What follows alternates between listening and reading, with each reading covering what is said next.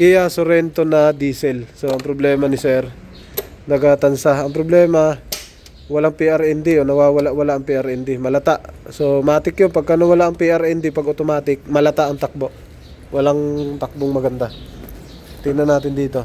Scan mo na, Trek. Tingnan ako. Ako magsabi kung anong titingnan mo dyan ngayon. Tapos may no start siya, no? Pag unang susi, yung PRND nawala, hindi lumabas. Meron yan dyan eh. Dito, kasi automatic siya. Wala, hindi rin malipat. Tigas. Ulit, off, on. Ayun, pumipitik. Ayan na, ayun. Ayan na, napitik. Pwedeng sa cluster. Kasi yung cluster na to, hindi pa naman to electronics eh. Ayan na. Yan, napitik-pitik yung PRND. Yan. Letter P. Selector yan. Kailangan ma-scan muna natin kung anong fault code. Scan natin to. Pagka yan, walang letter P. Pag automatic, mahirap andarin. Ito. Ayun, wala. Namamatay lang yung display. Oh. Yan, namamatay lang pag start. Start natin. Ito. Oh, patay. Namamatay. Pwede namang ano yan, para magamit, pwedeng paandarin na. Ang kaso, hindi uubra. Pwedeng aandar yan. Ang kaso wala ring hatak. Kasi walang connection dito sa transmission. Kaya kailangan lumabas yan. Yan o. Pag nag-blink, paandarin natin. Yan o. Ayun. Aandar yan. Nag-blink. Umandar siya. Rev. Ang kaso mo, reverse natin. Sige lang. Dapat hindi babaldog. Wala naman. Drive. Maayos naman. Pero may konti. Oh, meron nga. May konti oh. Ayun. Baka normal lang. Meron. May sintog. Ayun. Ay. Off natin. On. Ayun. Napitik-pitik. Yan. Mapapaandar natin yan. Okay, so doble ang sira ng sasakyan. May sira sa starting system, may sira din siya sa transmission. So depende kung electrical o mechanical to. Nasira. Ay, namatay. Ay, namatay. Ang transmission, bakit unrecognized? Pause. Na-off yata. Unrecognized eh. Sir, upo muna kayo. Upo muna dito, bila.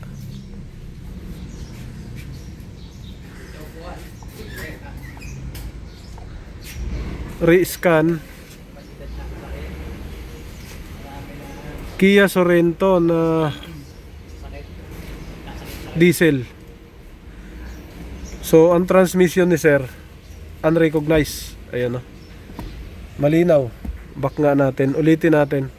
Back.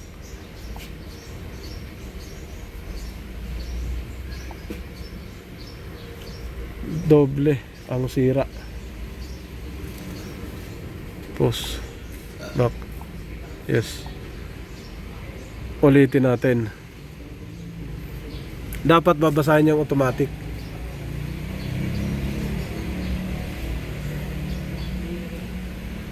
Yun. Wala. Hindi binasa. Unrecognized siya. Hindi mano. Engine lang binasa. So hindi na tayo magtatagal.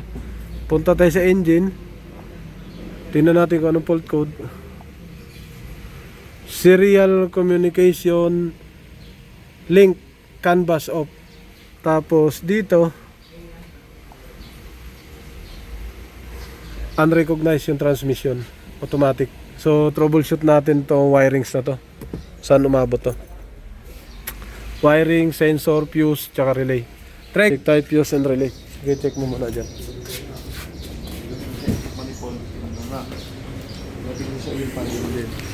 Wala pre, bagong PMS yan. PMS ng Master Garage yan eh. Hindi, ibig sabihin nabuksan na bago kumuha. Na-overhaul na ba bago niya na kinuha? Kasi Hindi ko alam ang history. Hindi ko alam ang history sir. Kaya nga ako'y nagpa-PMS. Akala ko, kasi nga, dati nung makuha kaya walang aircon. Okay. Pero yung kanyang ilaw sa panel board, ng transmission, okay naman. Mm. Pero yung drive niya, antes walang ilaw, yun ang makuha ko sa drive.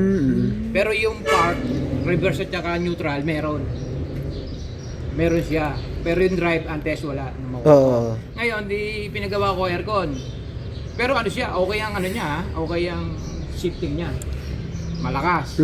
Nung pinagawa ko aircon, mga after mga 2 to 3 days, nawala nga yung ilaw sa panel board Nagkataon. ng transmission. Kaya sabi ko, di tumawag ako doon sa technician dyan sa Imus. Sabi niya sa akin, wala naman kami ginalaw dyan eh. Puno na ang dashboard, hindi naman nila ginalaw. Dito lang sila. Nagpalit ng condenser at evaporator. Oo. Kaya ang aircon niyan maganda ngayon. E di... Ang ginawa ko naman, punta ako kay Master Garage, pa PMS, baka kumakita nga ako ng trouble. Wala silang makita. Ang recommendation niya, yung pinakita ko sa iyo. Transmission. Eh wala doon naman silang transmission expert. Wala din silang electrical expert. Sabi ko. Kaya nakita ko yung vlog mo. Kasi pumapalo ako sa vlog mo eh. Sa electrical naman. Transmission, tingnan natin bro. Transmission to. Ayan, baka sakali ako dito.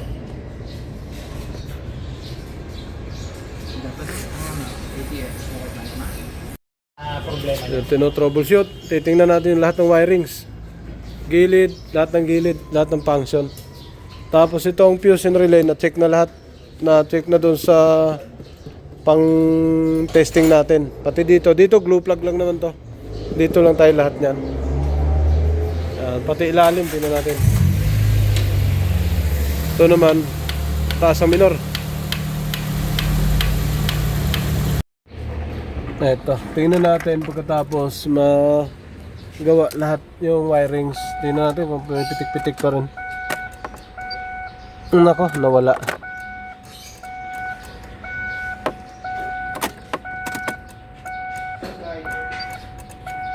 Pakinggan ko sa ilalim. On mo nga susi, Trek. Off mo.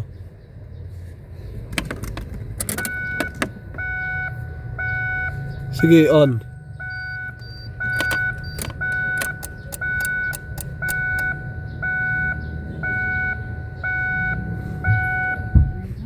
Off. On. Okay. Good.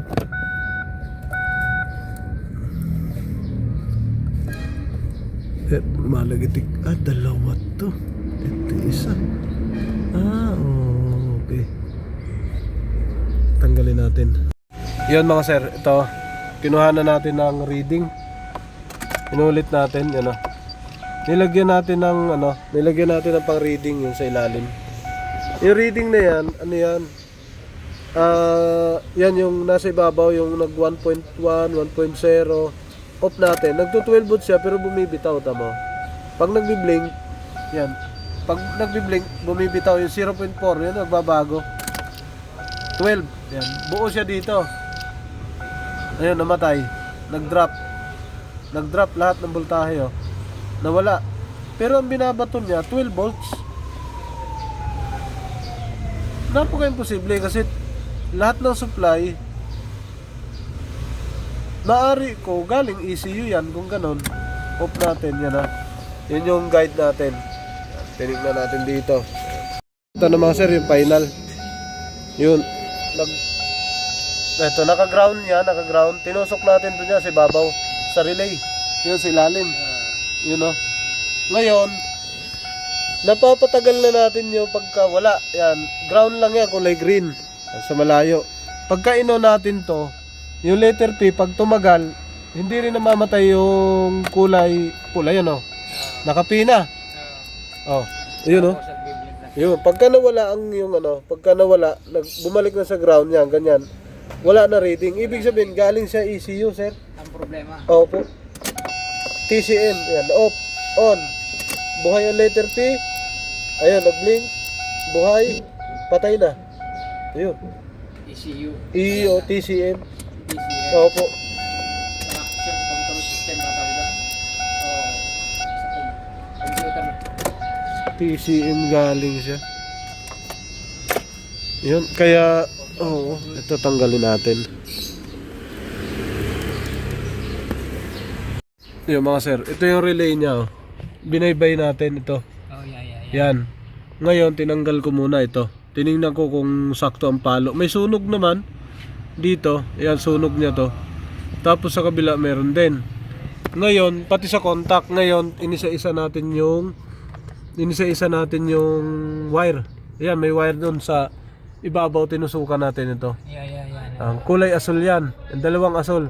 Dito pumunta sa ECU. Papuntang ECU. Yan o, yung wire na to. Papuntang ECU. Ito. Ito yung trigger niya. Kasi kung ito ay putol, hindi aabot dyan. Yan o. Yan, yung wire na to. Tinutusok. Yan o. Dalawang asul. Pumasok dito.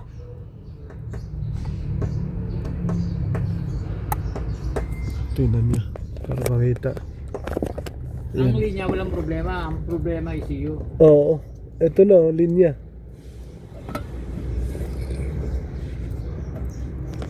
Ayan, kulay asul. Pag tumunog, yun na yun. Parang nawala.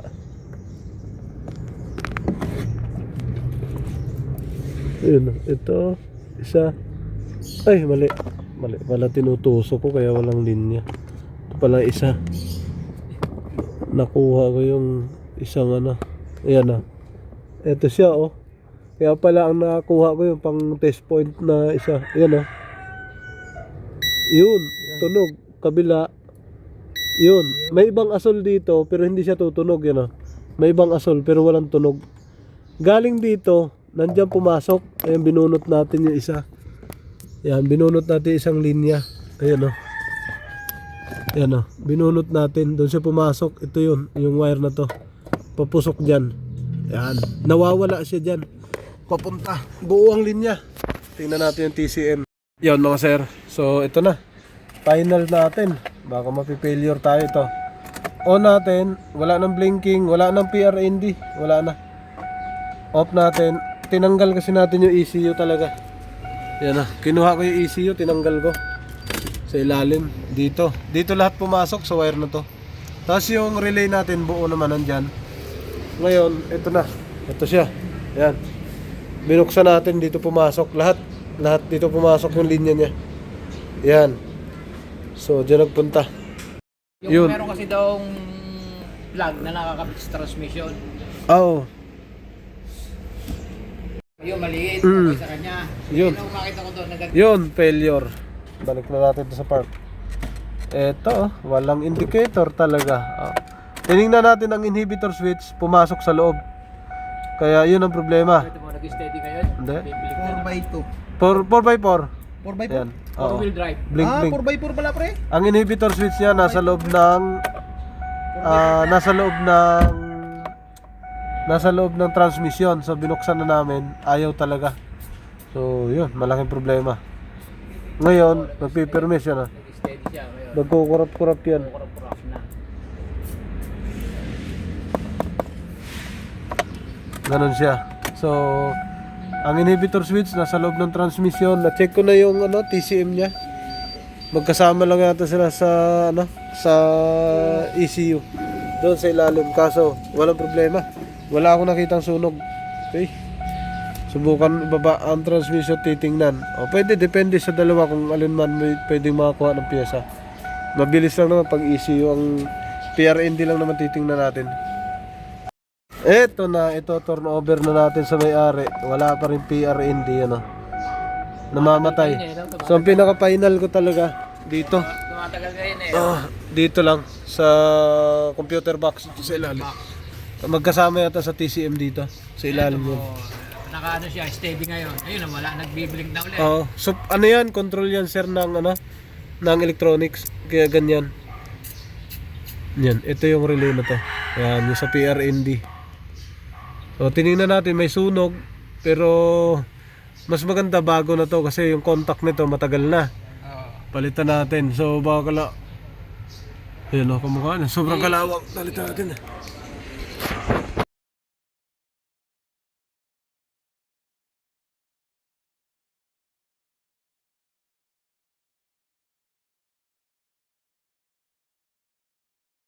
Yo, what's up? Welcome back to my channel, Automatic Works.